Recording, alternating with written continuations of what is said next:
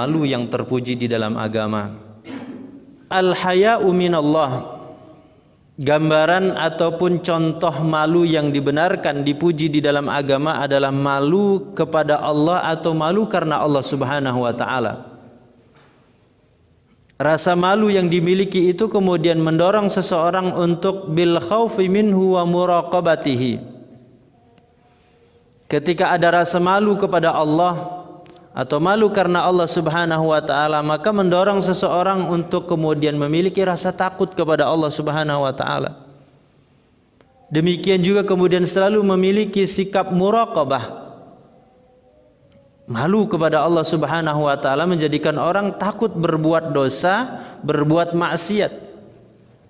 Takut kemudian melakukan perbuatan yang dimurkai oleh Allah Subhanahu wa taala. Takut meninggalkan perintah-perintah Allah Subhanahu wa taala dan memiliki sikap muraqabah, selalu merasa diawasi oleh Allah Subhanahu wa taala. Dia berusaha bahwa apa yang keluar dari dirinya itu selalu yang terbaik di mata Allah.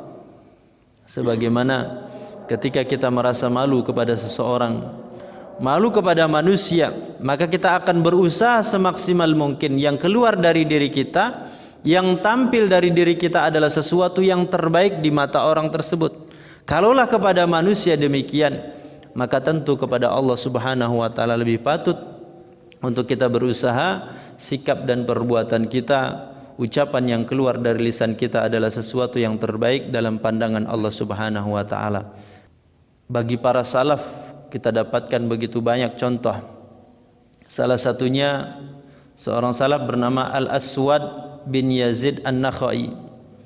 Beliau ini selama hidupnya dikenal dengan orang yang ahli ibadah, tekun beribadah, melaksanakan ibadah salat, melaksanakan siam. Orang yang sangat rajin, tekun di dalam persoalan ibadah, baik ibadah yang wajib maupun yang sunnah, baik puasa yang wajib ataupun puasa yang sunnah. Tetapi ternyata rasa malunya tinggi kepada Allah Subhanahu wa taala ketika beliau akan wafat. Ketika beliau mengalami sakit keras, sakit parah menjelang beliau wafat. Pada saat itu beliau kemudian menangis dengan nangis yang sejadi-jadinya. Disebut dengan al-jaza. Al-jaza itu menangis yang sejadi-jadinya tadi. Maka orang-orang yang hadir menjenguk kepada beliau kemudian bertanya kepada Al-Aswad tadi, wahai Al-Aswad, ma hadzal jaza? Kenapa Anda menangis sampai seperti ini? Orang mungkin kasihan melihat Al-Aswad bin Yazid tadi sudah menjelang wafat, sakit, tetapi nangisnya nangis yang demikian. Maka kemudian Al-Aswad bin Yazid mengatakan, saya patut untuk nangis seperti ini. Saya harus nangis seperti ini sebab kata Al-Aswad bin Yazid, seandainya saya datang dengan membawa ampunan dari Allah Subhanahu wa taala, maka pasti yang terfikir, yang terbayang, selalu yang diliputi dalam diriku adalah perasaan malu kepada Allah Subhanahu wa taala atas perbuatan dosa yang pernah aku lakukan. Di balik ahli ibadah, di balik ketaatan beliau, justru beliau begitu malu kepada Allah Subhanahu wa taala sampai beliau mengatakan seandainya dosa-dosa dia dihapuskan oleh Allah selama hidupnya, maka beliau mengatakan lau ataitu bil maghfirah min Allah, seandainya saya datang dengan membawa ampunan dari Allah Subhanahu wa taala, artinya bersih dari dosa dan kesalahan. Tetap kata beliau, yang ada di pikiran saya, yang membayangi pikiran saya adalah rasa malu saya kepada Allah Subhanahu wa taala atas perbuatan dosa dan maksiat yang pernah saya lakukan. Sebab apa kata Al-Aswad bin Yazid? Saya membandingkan di dalam kehidupan kita sesama manusia, kata Al-Aswad bin Yazid, ketika seseorang pernah melakukan satu kesalahan, ketika seseorang pernah melakukan kekeliruan kepada saudaranya, kekeliruan dan kesalahan itu, seandainya kekeliruan dan kesalahan yang sangat kecil saja, apalagi kekeliruan dan kesalahan itu sangat besar, sangat fatal, dan ternyata kesalahan dan kekeliruan itu kemudian telah dimaafkan, telah direlakan oleh orang yang, oleh sahabat atau saudaranya tadi, tetap ketika bertemu orang tersebut pasti ada rasa malu, pasti ada rasa segan, sekalipun kesalahan, sekalipun kekeliruannya itu telah dimaafkan, telah diikhlaskan. Rasa malu ini ternyata dimiliki oleh para nabi. Di dalam hadis syafaat yang cukup panjang, di dalam hadis itu diceritakan bagaimana para nabi, mulai dari Nabi Adam sampai Nabi Nuh, Nabi Ibrahim, Nabi Musa, Nabi Isa, ketika mereka pernah berbuat dosa dan kesalahan yang mungkin untuk ukuran bukan nabi, manusia biasa seperti kita, maka itu bukan termasuk perbuatan dosa dan maksiat. Tetapi ternyata para nabi, karena mereka tingkatannya lebih tinggi, maka perbuatan kesalahan bagi manusia biasa itu dianggap bukan kesalahan, bagi nabi itu sebuah dosa dan kesalahan, dan mereka merasa malu kepada Allah Subhanahu wa taala.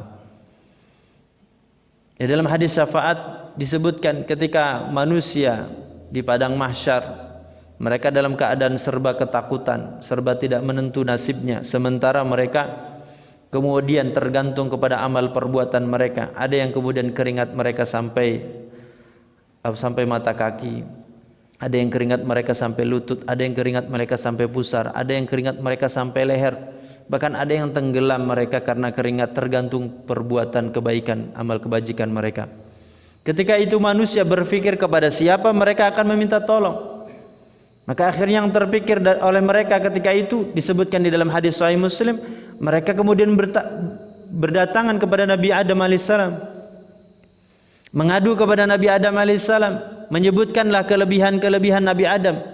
Mereka mengatakan, wahai Adam, Anda adalah Abul Bashar, Anda adalah bapaknya seluruh manusia. Allah lah yang menciptakan langsung Anda, Allah lah yang meniupkan ruh kepada Anda. Anda adalah nabi pertama. Disebutkanlah kelebihan-kelebihan keistimewaan Nabi Adam alaihissalam.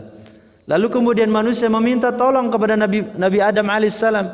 Wahai Nabi Adam, karena Anda memiliki kedudukan, memiliki keistimewaan di hadapan Allah, maka mohonkan kepada Allah agar engkau memberikan syafaat kepada kami, memberikan pertolongan, memberikan pembelaan. Apa jawaban Nabi Adam alaihissalam? Kata Nabi Adam alaihissalam, saya dulu pernah juga berbuat dosa dan kesalahan. Saya dulu pernah berbuat maksiat kepada Allah Subhanahu wa taala.